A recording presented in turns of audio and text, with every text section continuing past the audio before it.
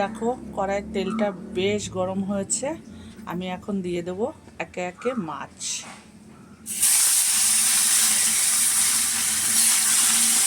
কড়াইয়ের তেল যত ভালো গরম হবে মাছ কিন্তু কড়াইতে লাগবে না, এটা সবাই আমরা জানি, এটা নতুন কিছু না।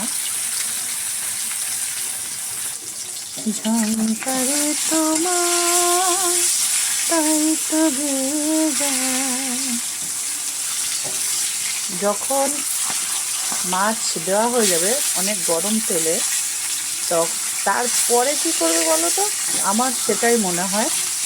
তো আমি কাউকে শেখাতেও আসিনি, সোশ্যাল মিডিয়ায় কিছু না, কারণ আমি রান্না জানি না।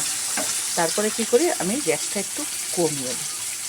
না হলে কি হবে, মাছ তো ওপর থেকে ভাজা হয়ে যাবে, ভেতরে কাঁচা থেকে যাবে।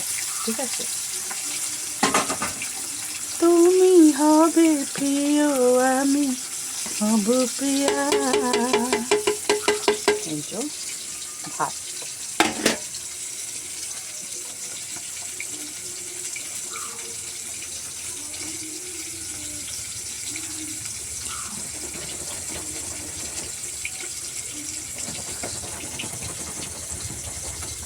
একটু এরকম করে ভাতটা হাঁড়িটা ধরে একটুখানি এদিক ওদিক করলে কি হয়, ভাতটা কিন্তু দলা ধরে না, যে এক জায়গায় চাক বেঁধে যায় সেটা হয় না।